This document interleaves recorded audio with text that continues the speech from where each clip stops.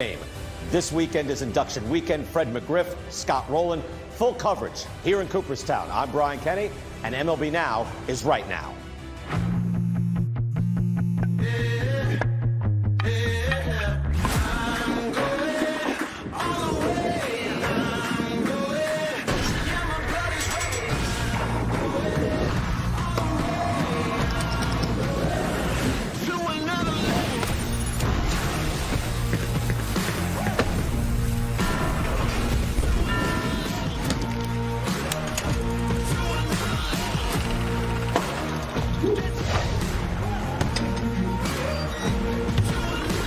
Welcome to MLB Now, live from Cooperstown. This is the show for the thinking fan. Welcome back, everybody. I'm Brian Kenny. So pleased to be with you here in Cooperstown, New York. Live coverage of induction weekend. We have an action-packed hour for you. Ryan Sandberg, Raleigh Fingers will be dropping in. Hall of Famers talking about how difficult it is to get in as a second baseman and as a relief pitcher. It's probably a little tougher than you think. J.P. Morosi, Jason Stark, Hall of Fame honoree, will be with us as well. We'll go over past ballots, past injustices, and we'll look forward as well to next year's ballot. Very interesting ballot. A couple of very interesting Hall of Famers hitting the ballot for the very first time. But let's start with this induction weekend. And it took a while for both players to get here. Scott Rowland, year 6 on the ballot, actually debuted at 10%. You need 75%. He debuted at 10.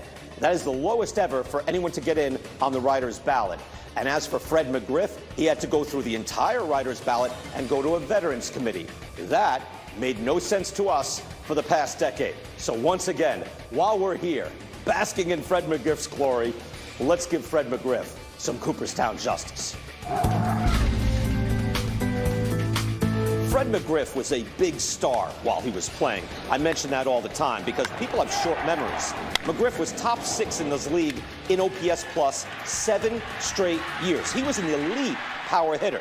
Take a look at this. From 1987, where he broke in, until his last full season, 2002, Fred Mcgriff was the most productive hitter in baseball. Among clean players, of course. Here are the top 3 in runs created. The top 2 are heavily associated with performance-enhancing drugs. And you need to think about that for a second. The perception should be that Fred Mcgriff was the most dominant hitter in his era, the best during his 16-year run. But you don't, because he played clean, others did not, including the top 2. This obviously cost him the home run chase as well. Mcgriff finished with 493 home runs. As late as 1999, again, think about this. There were only 15 members of the 500 home run club. It was special. It was about the most prestigious club in sports. The steroid guys blew that out. And in the 5 years between Mcgriff finishing with 493, there were 10 new members of that club. I'm going to say that again. In over 100 years of baseball, there were 15 guys over 500. From 1999 to 2009, 10 more would join the club. 15 guys in over 100 years, 10 guys in 11 years. Mcgriff retired after 2004, hit the writer's ballot following 2009.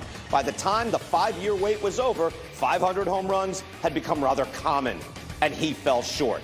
The steroid-fueled numbers just blew out all context. And context is important in looking at the history of the game and studying the statistics. And yet, I've long maintained the writers, especially the writers that lived through that era, should have been able to figure this out. Fred Mcgriff's a Hall of Famer. I have a lot of ways of looking at it. Let's take a look at this in particular. Mcgriff was a superior performer in the playoffs. Overall, he slugged .532 in the postseason. Compare his slash line in the postseason to David Ortiz. I think Big Papi's postseason heroics are a little bit better and better remembered. Mcgriff, though, is right there with him. And check out his numbers series by series for the Braves over his first 3 postseasons with Atlanta. In 1993, he had that monstrous stretch to outdo Bonds and the Giants in the regular season.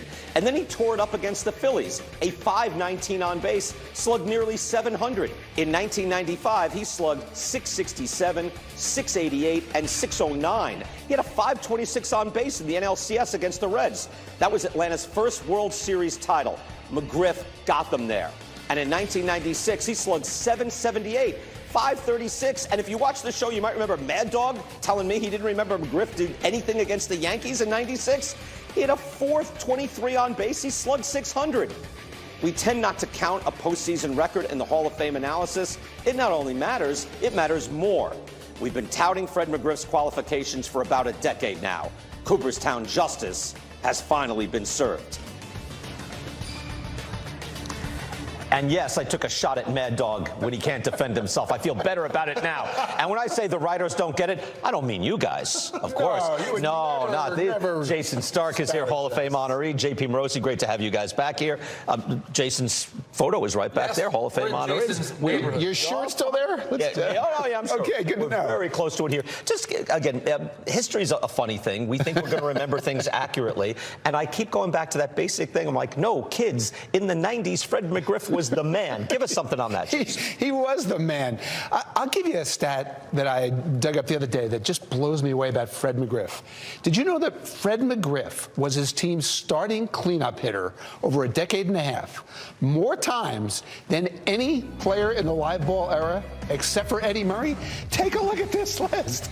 Well, Hannes Wagner kind of spanned a little of the live ball era. Dutchman, yes. Among players whose careers started in the live ball era, only Eddie Murray hit cleanup more times than Fred McGriff.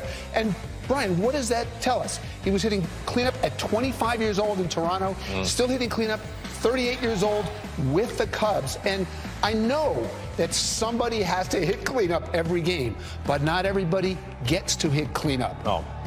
Players who hit fourth in a batting order are viewed by their team, by their manager, as by their front office as special. That's how Fred McGriff was viewed in his time. It's a major run producer. And again, JP, I put it up there because I was thinking, well, Bonds is ahead of him, Palmeiro. And I'm like, wait a second. Those guys had an edge. If Fred McGriff was in fact clean, we believe he is in fact clean, has played clean.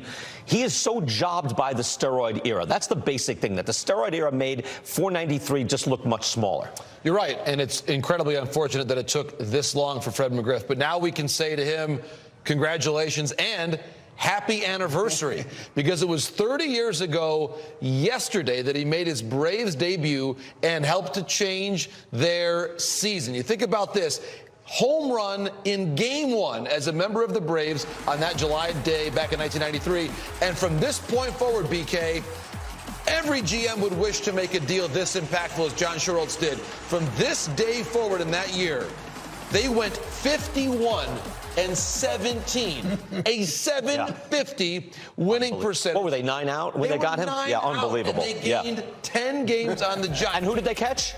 The San Francisco. And who was their big player? Barry Bonds, right? Like, so there's Bonds who played very well down the stretch, too. No question. That's an excellent point, BK, about exactly what changed for that team. And again, who he was competing against. I think, Brian, to your point, and Jason knows this because every year we try to vote on context.